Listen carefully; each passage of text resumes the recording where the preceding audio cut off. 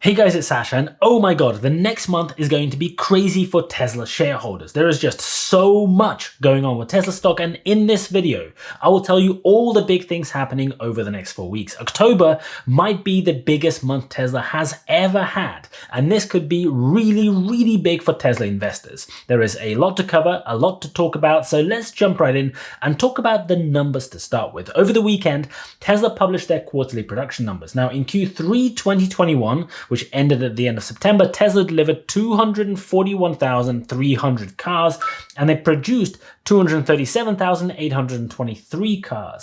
That is about 20% up on the last quarter, which is an insane increase. And the numbers coming out of China actually suggest that the production really ramped up only at the end of that quarter in September. So we should be expecting another big increase in Q4 as well. And remember that the Model X production line hasn't actually restarted yet, and the Model S production in Fremont is still ramping up after it restarted at the end of Q2. And the two new factories are yet to come online. More on that later. But here are a few things that make these numbers even better than they already are. Stuff that you don't see in the report. A large chunk of those Model S deliveries are the new Plaid models. If not a very large chunk, then at least a significant number. These are the cars that cost $124,000 in the US before any of the extras, and with the extras can cost quite a substantial amount of money. The margins on these cars are also going to be significant, and the margins are going to be even higher because Fremont is no longer exporting cars. European customers are now getting their cars from China, and if you want to buy Model S in the UK, you have to wait until the end of next year for your estimated delivery before any delays. It is the same story with the Model 3 and the Model Y as well. The more expensive performance models are being prioritized at the moment, and that means that the revenue and profit numbers for the quarter should make for very interesting reading. In the US, the cheapest Model Y that you can buy is the long range, which is one of the better ones in the overall range that you used to have availability of.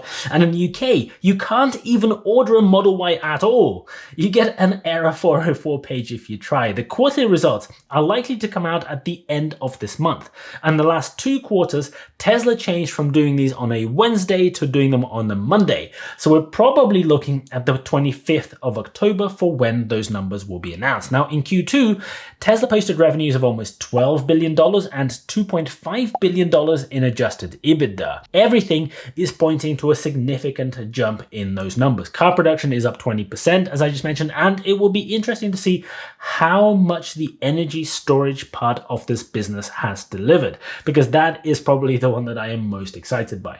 I am expecting somewhere around $15 billion in revenue and EBITDA to be over $3 billion, which would be an incredible set of results and a really big jump. Now, last quarter, the automotive gross margin was insane. It was 28.4%, and with the more expensive models being sold and less shipping costs, there is a chance that that number might actually go up to over 30%, which is bonkers for a car company. It is just completely nothing like any of the other manufacturers. But before we get to the Q3 results, we have the shareholder meeting that takes place this week on Thursday, October 7th. And this should be very interesting. There are some admin things that they need to sort out. There was some voting, but I am expecting a few major announcements and some really interesting information to be shared. Specifically, the rumor mill is saying that Texas production may start sooner than many people think. The first cars could be rolling off the Texas production line in the next few weeks, with Berlin to follow soon after sometime later this quarter. And that would be an incredible result, because if the production numbers are already expected to get a 10 to 20% boost from Fremont and Shanghai factories alone as they continue to optimize, we are already potentially looking at a quarterly volume of somewhere in the 270 to 280,000 cars. And if we get any sort of output from these two new factories, probably predominantly the Austin one, that number could top 300,000 for Q4, which is an annual run rate of 1.2 million cars. And that is already a really significant milestone. I am hoping for an announcement of a new gigafactory, potentially, maybe more than one new gigafactory site, although I think it is quite unlikely. With the two ones that they are currently building being so close to completion, it is quite likely that Tesla is probably already planning the next 2 to 3 sites. If they want to continue growing the business according to their growth trajectory, they're internally saying they want to grow at least 50% per year. Because of that, I'm expecting that at some point next year they're going to be starting to build those new factories, and it is probably more likely that we'll hear about the details of that in a few months' time. But let's see what we hear, if anything, on Thursday. I will be doing a live stream of the shareholder meeting at 10:30 p.m. UK time, which is 4:30 p.m. Central Time in the United States. Notice that Tesla published the meeting to take place in Central Time. That is not the time zone for Tesla's Palo Alto HQ in California. It just happens to be the time zone for Austin, Texas, which is also the place where the Q3 production numbers paper was officially published for the first time, because all the previous versions of this document said Palo Alto, California at the top. And so I expect that on Thursday, Tesla will probably maybe announce that their headquarters is moving from California to Texas. They will keep the Palo Alto base, I am very sure of it, so that they can continue hiring from the Silicon Valley talent pool, so that they can get all of those smart engineers, all of those smart data people. But it is looking like Texas will now be the official new Tesla base. There are tax and other advantages to being based in Texas over California, as well as a brand new factory that they've just built there. And I'm guessing there's going to be a whole new HQ campus somewhere there as well. And SpaceX are doing more and more of their work in Texas as well. A lot of their rocket engine development happens in McGregor, Texas, which is not very far away. And the Boca Chica base is where Elon Musk is building his starships. So that means that he can now stay roughly in the same place for both of those businesses. So a lot of corporate updates this month, and I think that they are going to be incredibly positive for Tesla shareholders. The shareholder meeting and the announcements about their HQ and Tesla's future and the Q3 results are all in October. But then we have more. Then we have Joe Biden's infrastructure bill that is taking its time, but now Nancy Pelosi has set October 31st as the deadline for getting that infrastructure bill passed. And although the details keep changing, and electric vehicle incentives that come with the bill, either directly within it or as a separate piece of legislation, are going to be a massive boost for Tesla. Buyers are going to get $7,500 credit. Maybe this is going to change. Let's see what happens when they buy electric vehicles, and a further $4,500 if they buy from a company that has worker unions. That has absolutely nothing to do with those worker unions being a large component of why Biden won the election. Absolutely nothing to see here. It's actually currently being debated a lot, so maybe that particular bit is going to change, maybe it's going to be taken out, we'll see. But regardless, Tesla's cars are completely dominating the market. And the demand for Tesla's cars is far outstripping supply. The expected dates on which you can buy the cars are going up every single week. It used to be a couple months, now it's 3 to 4 months, then it's 5 to 6 months, and suddenly it is almost impossible to actually buy a new Tesla. They sold more in the last quarter than they produced. Customers may choose to buy more expensive models because of this new incentive. Just as the Austin factory is being ramped up, just as the new production is rolling off the production line, suddenly customers can get $7,500 as an effective discount for buying that Tesla. And that might mean that there will be higher margins, which brings more cash into Tesla, which can then be redeployed to building new factories and so on. So this is an incredibly positive bit of news. Let's see how that one plays out. But wait, there's more. Tesla's full self-driving is making its way to Tesla owners in the United States in October as well. And this is big. This is not available to all Tesla customers, but a lot of Tesla owners are currently being assessed. You have to press a button to do the assessment for full self-driving to be enabled as a feature in their cars. Now, version 10.2 of FSD is about to come out, and at the moment, each release is making major, significant improvements over the previous version.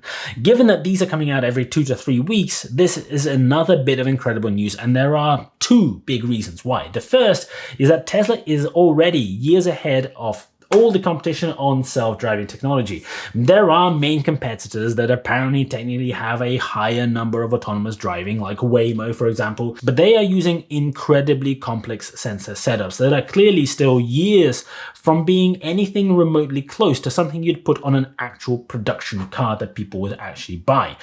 They also only work in specific, very narrow, pre-mapped locations and essentially work a bit like a train that happens to drive on roads. They use that 3D map to navigate and make adjustments on that navigation based on the things they see. They don't drive based on what they see and make decisions. So road layout changes or any place that doesn't have a sophisticated 3D map available, which by the way is pretty much everywhere other than those very specific places where they're doing the testing, will be a bit of a problem. Anyway, full self-driving is a massive joker card for Tesla because over the next few years, that is likely to be a massive reason for demand continuing to be very high. Tesla could even sell their full self-driving tech to other car brands over time, which would be one heck of a revenue stream for a software business. But best of all, the revenue from customers who purchased FSD over the last few years will crystallize as soon as FSD is delivered, is actually available as a service to the customers who have paid money for it. And that is incredibly important. This is money that Tesla has already collected but cannot be fully realized in the P&L. It is not profit, it is sort of money that's being collected and is waiting to become profit. So FSD nearing the full public release is another really big deal that is happening over the next few weeks. And another really big deal is something that many Tesla fans don't appreciate enough. October is the month when Lucid and Rivian are beginning to supply actual cars to actual customers. This is incredibly important for Tesla. Until now, Tesla was the only fully electric new car manufacturer in the US. Now we have two more. And yes, they are brand new. And yes, they have lots of issues to resolve. And yes, they are only making a tiny handful of cars compared to the huge volumes that Tesla is doing. And yes, they probably will not catch Tesla. And yes, those are in very specific segments. Tesla was also in that position 10 to 12 years ago. And yes, their valuations do piggyback on Tesla's success. Tesla has shown the way and has shown what is possible, and people are now more easily able to believe that these companies can do it too. But Tesla's long-term success needs the public to mass adopt electric vehicles. They need regular, everyday Joe to go and want to buy one of these cars. GM, Ford, Toyota, and all the other large car manufacturers are not really trying too hard in forcing people to make the switch, promising that maybe one day in 2030, some proportion of their cars will be electric. Now, the global car market is more than big enough for a dozen companies to succeed and do incredibly well, let alone Tesla. And more media attention, more alternative electric cars being available, more public awareness is only going to help Tesla over the next few years. So this is actually, in my opinion, really good news. And I'm super excited by everything going on with Tesla in October. I have a feeling that all of these things will have a big impact on Tesla's share price, and I wouldn't be surprised if we're testing all-time high levels going over $900 in October or maybe sometime later in Q4. If you found this video useful, I would really appreciate it if you could smash the like button for the YouTube algorithm. Thank you so much for watching. I'll really appreciate it, and as always, I'll see you guys later.